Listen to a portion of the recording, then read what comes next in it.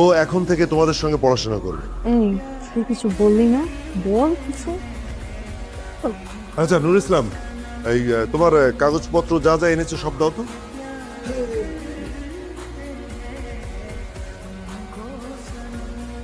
সব আছে না?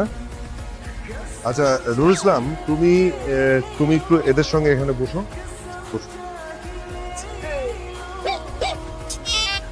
এই খবরদার, খবরদার, তুমি ওখানে বসবে না, দাঁড়াও দাঁড়াও বলছি।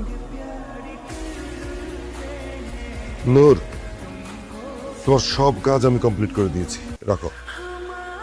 কালকে থেকে তোমার ক্লাস, আজকে আর তোমার কোনো কাজ নেই। এই চাঁদনি, এদিকে আয় তোমার। আয়। নূর, ও হচ্ছে আমার মেয়ে, ওর নাম চাঁদনি।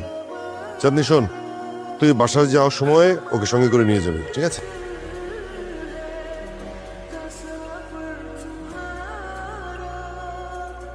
বাড়িতে চলো। হোয়াট? আমার বাবা আমাকে বলেছে তোমাকে সাথে করে নিয়ে যেতে, তার মানে আমি তোমাকে সাথে করে নিয়ে যাব? কি রে চাঁদনি, তুই না বলেছিলি তোর বাসায় খুব ব্রিলিয়েন্ট স্টুডেন্ট আসবে, তুই নাকি তার সাথে প্রেম করবি? এই তোর হবু বয়ফ্রেন্ড? ওর সাথে প্রেম করবো আমি? আমার ক্লাস দেখতেছিস না? আমাকে দেখে বসতেছিস না? ওকে দেখলে তো আমার ঘৃণা লাগতেছে, একটু জীবনেও না। আমি তো ওকে আমার বাসায় নিয়ে যাব না। আমি যদি তুঙ্গ বাড়িতে না যাই, এই জায়গায় তো আমার পরিচিত কেউ নাই, আমি কই থাকি? কেন? যেখান থেকে এসেছো সেখানেই থাকবে। কিন্তু আমি তো এই জায়গায় পড়াশোনা করতে এসে পড়াশোনা করবো, তোমাকে বাড়িতে যদি না যাই তাহলে আমি কই থাকবো? আবার আর্গুমেন্ট করতেছো আমার সাথে? আমি যে বলছি তুমি শুনতে পাও নাই? আচ্ছা শোন, আমরা এখানে আর সময় নষ্ট না করি, তা না হলে মানুষ আমাদের দেখলে খারাপ মনে করবে, বলবে কার সাথে দাঁড়িয়ে কথা বলছি। মনে থাকবে তো?